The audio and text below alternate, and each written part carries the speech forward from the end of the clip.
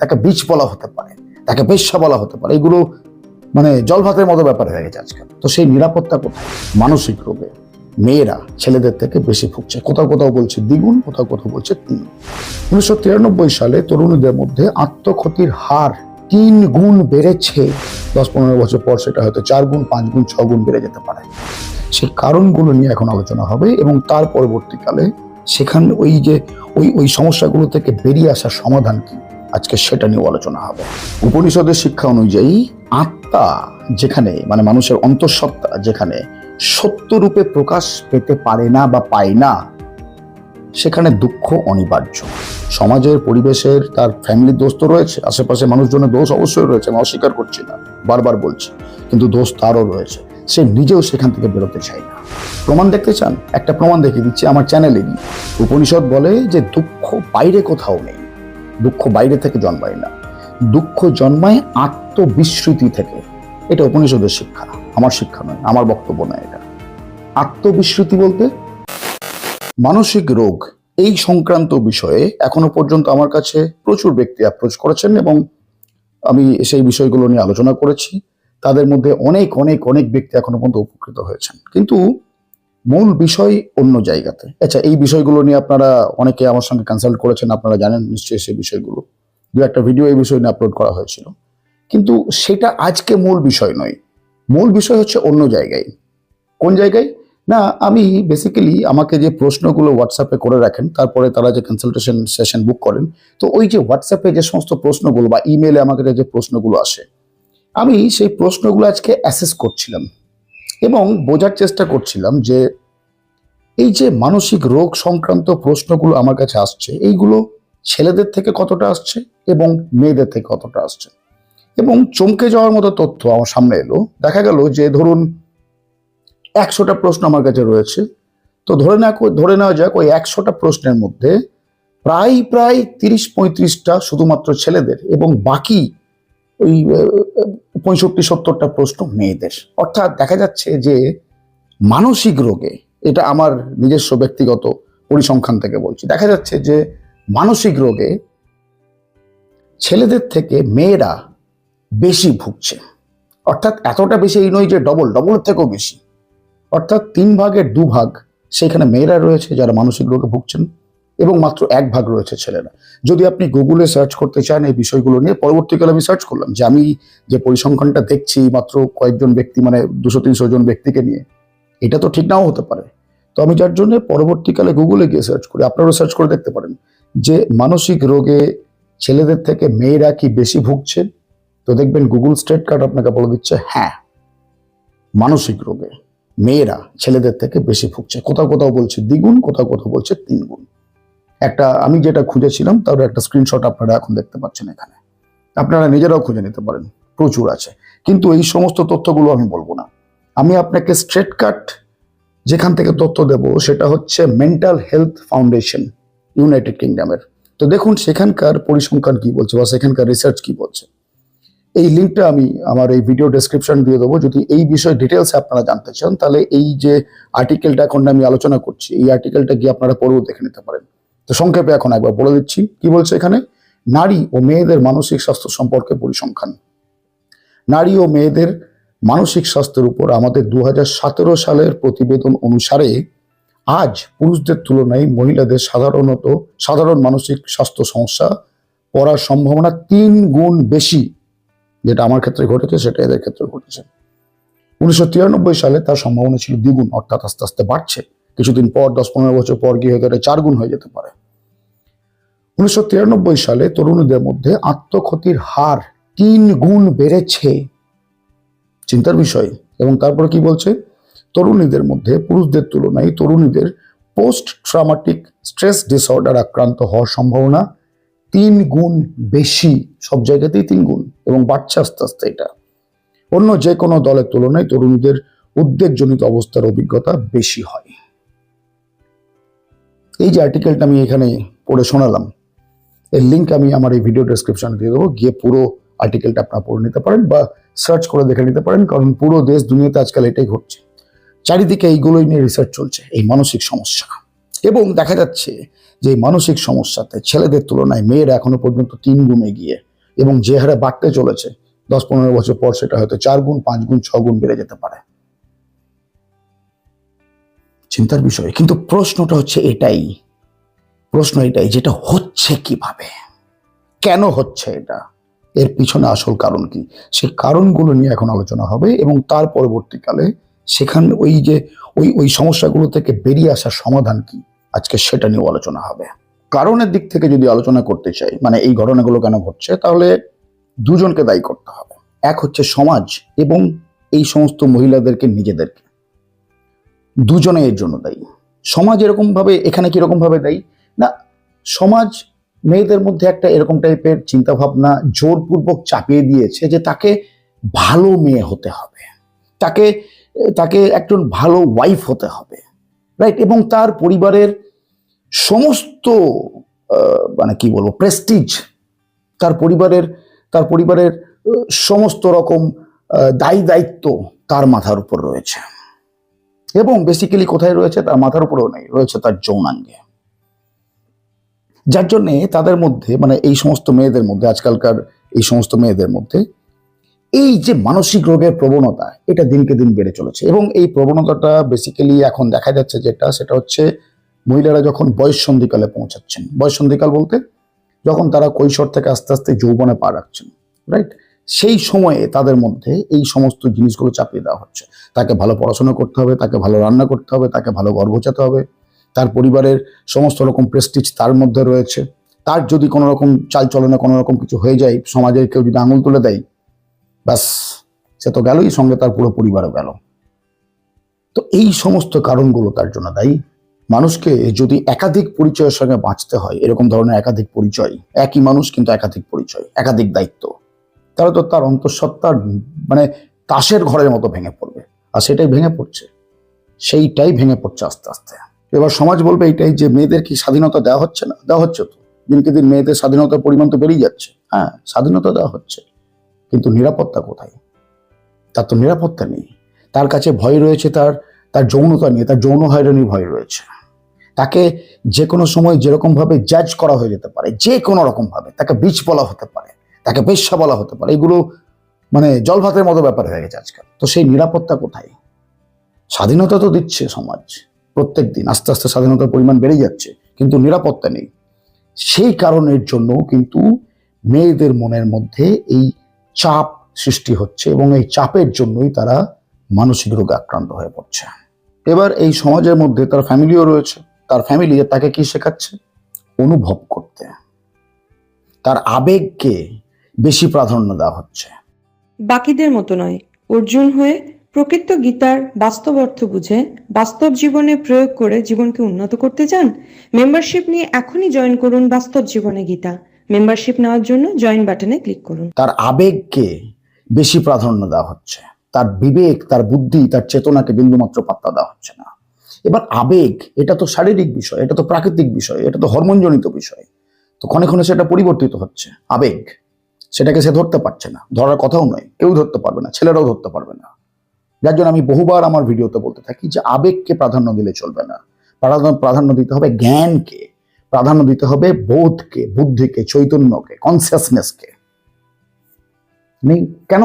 কারণ তার ফ্যামিলি পর্যন্ত জানে না এই বিষয়গুলো। তার ফ্যামিলিও ওই সমাজ তাকে যেরকম ভাবে বেঁধে দিয়েছে সেই সমাজের মতো করে চলছে। যার জন্যে একদম টপ অর্ডার থেকে পুরোপুরি একটা অজ্ঞানতার ফ্লো বয়ে যাচ্ছে এবং সেই অজ্ঞানতার ফ্লো এসে পৌঁছাচ্ছে এন্ড পয়েন্টে, এবং এন্ড পয়েন্টে দাঁড়িয়ে আছে এই একটি মেয়ে। অবভিয়াসলি তার মানসিক সমস্যা হতে বাধ্য। এই সমাজ, পরিবার, আশেপাশের লোকজন প্রত্যেকেই বলছে যে স্বাধীন হও, নিজের পায়ে দাঁড়াও। আবার বলছে ও বেশি স্বাধীন হও না।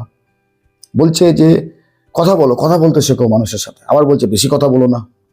তো এই যে দ্বন্দ্বমূলক একটা ভাব, এই দ্বন্দ্বমূলক ভাবের জন্য কি হচ্ছে, ওই মেয়েটির ভেতরে আত্মবোধমূলক যে কোয়ালিটি, সেই কোয়ালিটিগুলো আস্তে আস্তে বিনষ্ট হয়ে যাচ্ছে। অবভিয়াসলি তার ডিপ্রেশন হবে না তো কার ডিপ্রেশন হবে? এছাড়াও রয়েছে সম্পর্ক। মেয়েদেরকে এটা শিখিয়ে দেওয়া হয় যে তার জীবনের মূল কেন্দ্রবিন্দু হচ্ছে তার সম্পর্ক, মানে বেসিক্যালি তার কার সাথে বিয়ে হবে, কার সাথে তার প্রেম, প্রণয়, ভালোবাসা সম্পর্ক রয়েছে, সেটাই হচ্ছে তার জীবনের আসল বিষয়। কোন দিক থেকে এটা আসল বিষয়? কে বলছে? না উপনিষদ বলছে, না গীতা বলছে, না মহাভারত বলছে। কিন্তু সমাজ, পরিবেশ, তার পরিবার সবাই তাকে শিখিয়ে দিচ্ছে কি তার সম্পর্কটাই হচ্ছে আসল বিষয়। সেখানে দাঁত কামড়ে পড়ে থাকো, সবকিছু শেষ হয়ে যাক, তুমি মরে যাওয়া প্রয়োজন হলে, কিন্তু ওখানে দাঁতে দাঁত চিপে দাঁত কামড়ে পড়ে থাকো। তাতে তোমার উপর কি অন্যায় অত্যাচার হচ্ছে নিকুচি করেছেন। হ্যাঁ, এর উল্টো এক্সাম্পলও দেখতে পাওয়া যায় না তা নয়, উল্টো এক্সাম্পলও রয়েছে, কিন্তু আমি তাদের কথা বলছি না, তাদের তো শূর্পণখা বলি আমি। কিন্তু যারা শূর্পণখা নয়, তারা যে দাঁতে দাঁত কামড়ে পড়ে রয়েছে, তার ভিতর যে আস্তে আস্তে খোকলা হয়ে যাচ্ছে, তার দায়িত্ব কে নেবে? তাকে তো শিখিয়ে দেওয়া হয়েছে যে বাড়িতে তোমার একবার ওই পালকিতে করে গেছো, সেই বাড়ি থেকে তোমার একদম যেন একদম সোজা তুমি যেন চিতায় গিয়ে ওঠো, মাঝখানে আর কোনো জায়গা নেই। কেন কেন নেই? সেই প্রশ্নটাও এই মহিলারা করে না বা এই মেয়েরা করে না। তো সমাজের দোষ তো রয়েছে, কিন্তু মেয়েদেরও দোষ রয়েছে যে মেয়েরাও প্রশ্ন করতে চাই না। প্রশ্ন করতে জানে না তা নয়, প্রশ্ন করতে তারা চায় না। কারণ প্রশ্ন করলে তাদেরকে ওই তাদের যে সেফ একটা জোন, ওই সেফ জোন থেকে বেরিয়ে আসতে হবে। তারা যে শরীর কেন্দ্রিক চিন্তা ভাবনা নিয়ে আস্তে আস্তে বড় হচ্ছে, যেখানে তাকে বিশেষ কোনো দায়িত্ব নিতে হচ্ছে না, শুধুমাত্র পরিবার চালানো ছাড়া। পরিবারটা চলছে কি করে? অর্থ দিয়ে। সে অর্থ তো তাকে কামাতে হচ্ছে না, ম্যাক্সিমাম জায়গাতে এটাই হচ্ছে, আমি কিন্তু সবার কথা বলছি না। তো তাকে ওই কমফর্ট জোন থেকে বেরিয়ে আসতে হবে। তাহলে এটা তার দোষ, আর বাকিগুলো সমাজের দোষ।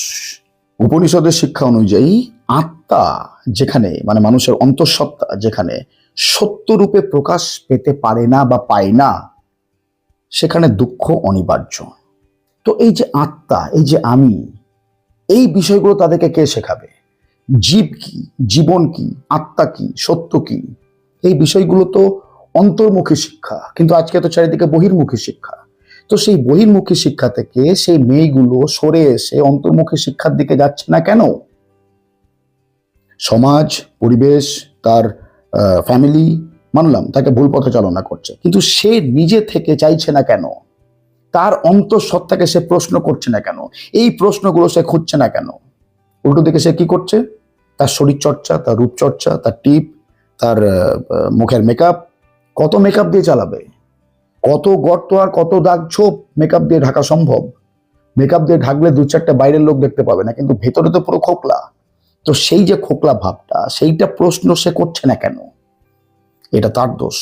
সমাজের, পরিবেশের, তার ফ্যামিলির দোষ তো রয়েছে, আশেপাশে মানুষজনের দোষ অবশ্যই রয়েছে, আমি অস্বীকার করছি না, বারবার বলছি, কিন্তু দোষ তারও রয়েছে। সে নিজেও সেখান থেকে বেরোতে চায় না।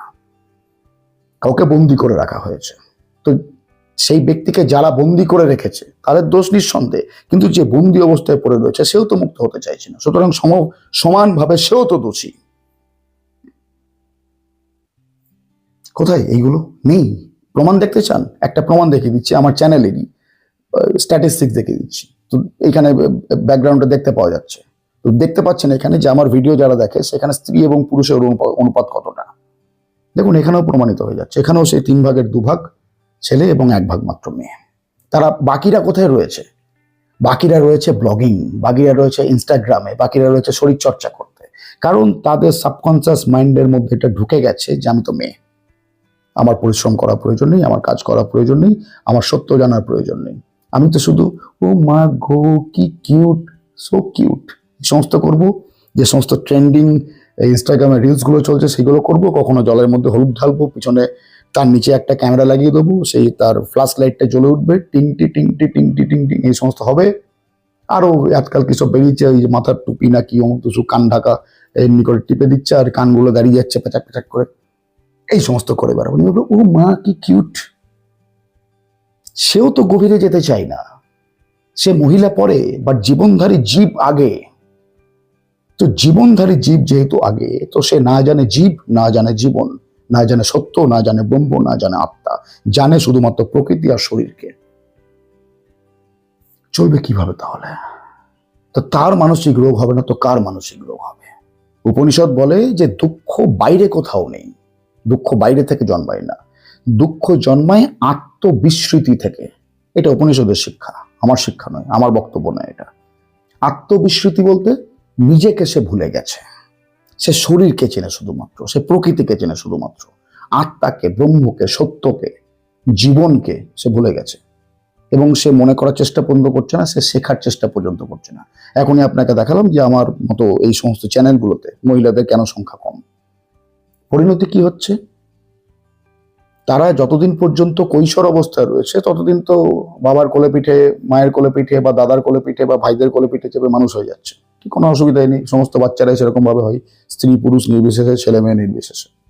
এবং যখনই সে কৈশোর থেকে আস্তে আস্তে যৌবনে পা রাখছে, তার ভিতরে এই সমস্ত উদ্বেগ, অ্যাংজাইটি, মানসিক রোগ এইগুলো বাসা বাঁধছে।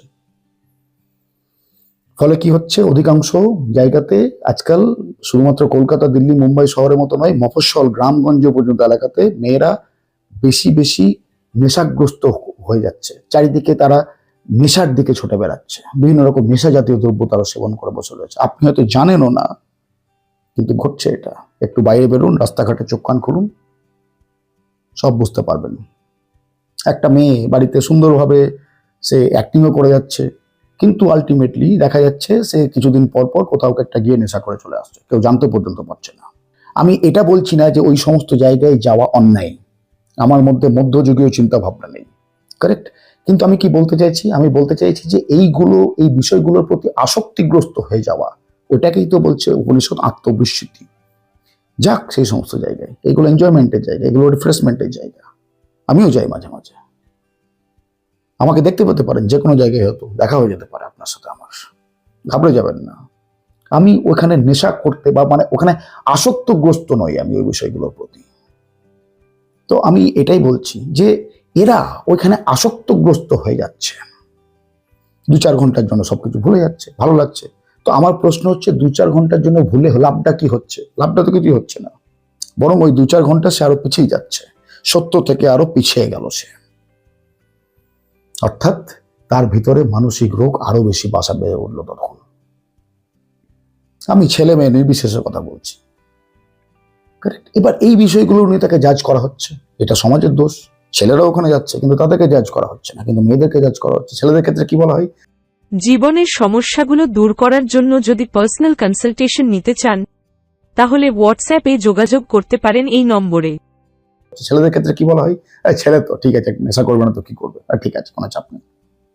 কিন্তু মেয়েদের ক্ষেত্রে বাবা পাবে গেছে, রিস্কে গেছে, বাড়ে গেছে, এটা সমাজের দোষ। তো আমার প্রশ্ন, ছেলে বা মেয়ে যেই হোক না কেন, ঠিক আছে কখনো সখনো গেল, কিন্তু সেইখানে যাওয়ার যে একটা আসক্তি, হিন্দিতে যেটাকে বলে তলব উঠ রাহা হয়, হিন্দিতে যেটাকে বলে ওই যে আসক্তি, ভেতর থেকে একটা একটা কে যেন নড়ে চড়ে বলছে, এই চল চল চল চল চল ঘুরে আসি, অনেকদিন হলো, এই তো 1 সপ্তাহ হয়ে গেল, 10 দিন হয়ে গেল, আবার যাই আবার যাই আবার যাই। এই তলবটা, হিন্দিতে যেটাকে বলে তলব, এই যে আসক্তগ্রস্ত, এইটাই ডেঞ্জারাস জিনিস। মানুষ ভাবে, বেসিক্যালি এখানে মেয়েদেরকে নিয়ে আলোচনা হচ্ছে, তাই মেয়েদের কথাই বলছি। তো মেয়েরা ভাবে যে এই জিনিসটা করলে আমি সব ভুলে যাব, না ভুলছে না সে। আলটিমেটলি মানুষ কি চাই, ছেলে বলুন বা মেয়েদের পয়েন্ট অফ ভিউ থেকে বলুন, আলটিমেটলি মানুষ চাই শান্তি। তো মেয়েটি ভাবছে এটা করলে আমি শান্তি পেয়ে যাব, কিন্তু পাচ্ছে না। এই জ্ঞানটা তাকে কে দেবে? এইটা হচ্ছে অন্তর্মুখী জ্ঞান। এটা দেবে উপনিষদ, এটা দেবে গীতা, এটা দেবে মহাভারত, এটা দেবে আধ্যাত্মিক শিক্ষা। কিন্তু সেই আধ্যাত্মিক শিক্ষা তার কাছে নেই। এবং এর পরবর্তীকালে কি হচ্ছে, যখন আস্তে আস্তে সে ধরুন 30, 35, 40 বছর হয়ে যাচ্ছে, দেখবেন বাড়ির মধ্যে বা যেখানে যে সমস্ত জায়গাতে পূজা পার্বণ বাড়িতে যেগুলো বেশি বেশি হয়, দেখবেন সেই সমস্ত বিষয়গুলো মেয়েদের মধ্যে বেশি দেখা যাচ্ছে, ছেলেদের মধ্যে নেই বললেই চলে। অর্থাৎ একটা মেয়ের পুরো জীবনচক্র এখন আমি বর্ণনা করলাম। ছোট থেকে বাবা, দাদা, জেঠু এদের কোলেপিটি করে মানুষ হয়ে যাচ্ছে, তারপর আস্তে আস্তে যখন যৌবন অবস্থায় পৌঁছাচ্ছে, তার মধ্যে একাধিক মানসিক রোগ তাকে ঘিরে বসছে, সে জানতে পর্যন্ত দিচ্ছে না কাউকে, আর বাকিরা জানার চেষ্টাও করছে না, কারণ বাকিরা এই বিষয়ে নলেজ নেই তাদের কাছে। তারা যারা জানে যে শারীরিক রোগ, মনের যে রোগ হতে পারে, ভেতরের যে depression, anxiety, panic disorder, OCD, obsessive compulsive disorder, এইগুলো যে হতে পারে তাদের ধারণাই নেই।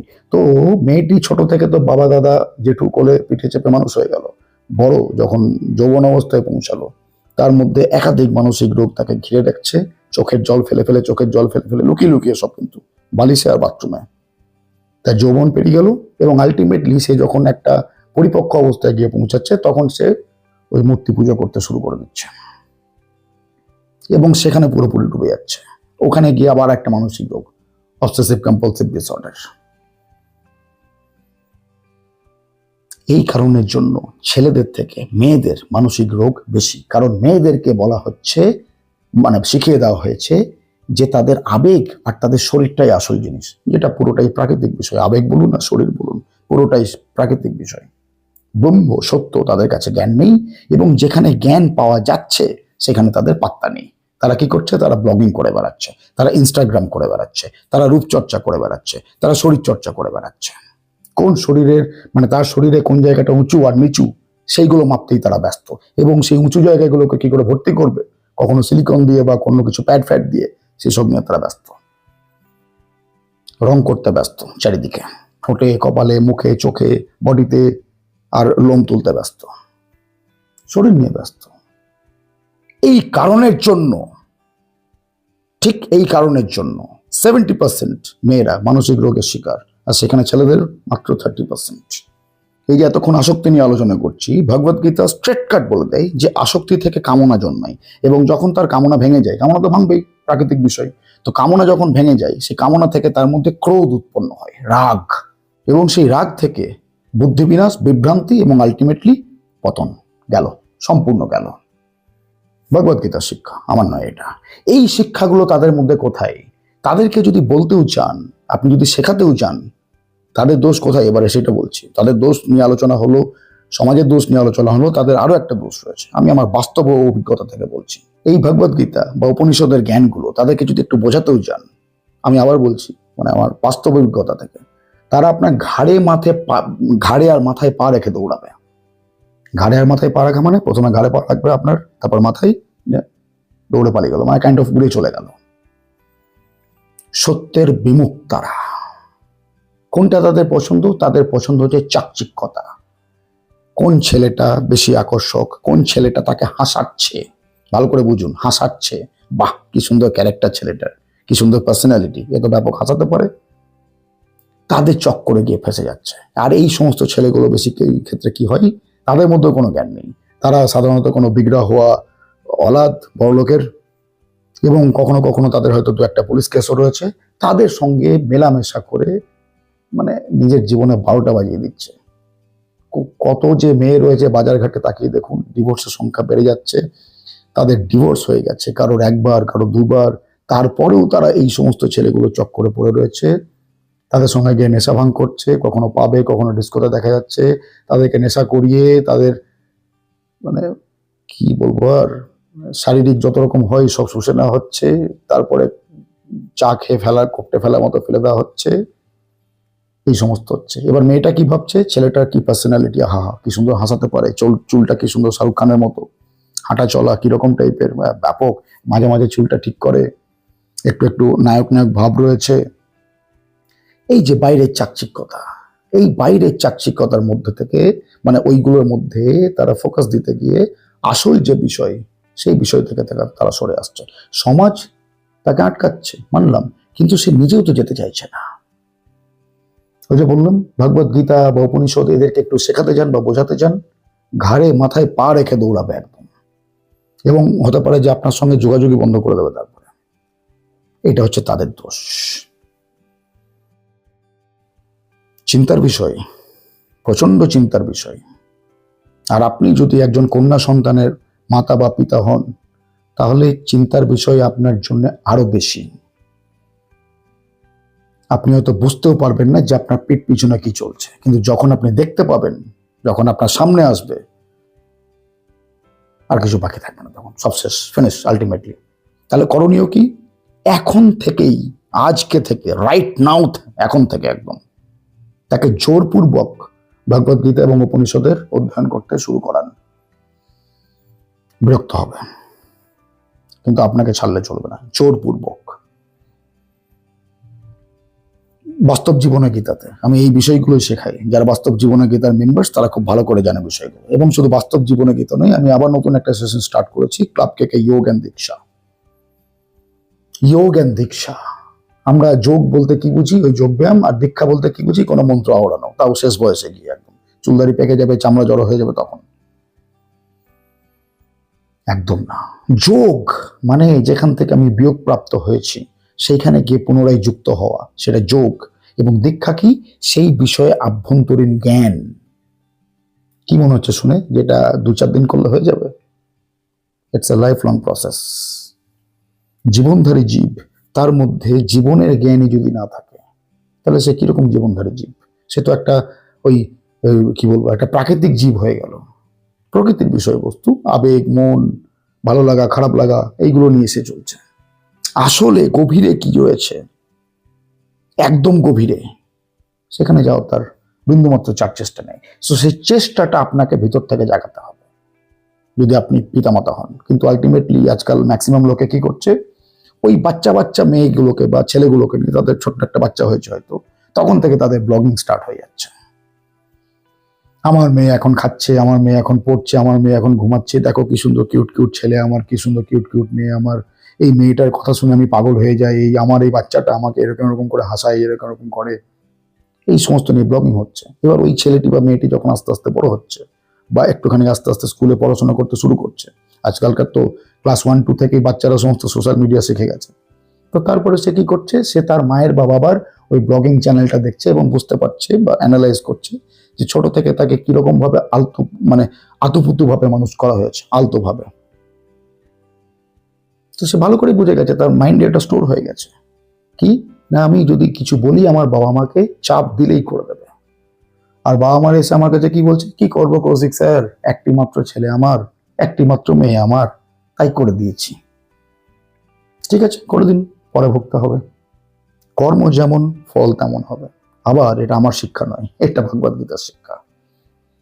কারেক্ট? তো এই বিষয়গুলো নিয়ে আমাদেরকে আরো বেশি ওয়াকিবহল হতে হবে, আভ্যন্তরীণ শিক্ষার দিকে আরো বেশি নজর দিতে হবে। নইলে এই সমস্ত যে রিসার্চ পেপারগুলো বেরিয়ে আসছে, যে ছেলেদের থেকে মেয়েদের মানসিক রোগ আজকে 3 গুণ বেড়ে গেছে, কিছুদিন পর দেখবেন 4 গুণ 5 গুণ হয়ে গেছে, তখন কিন্তু আর কিচ্ছুটি করার থাকবে না, পুরোপুরি রাস্তা ক্লোজড তখন। তো সেই দিনটা যাতে না আসে, এখনো সময় আছে।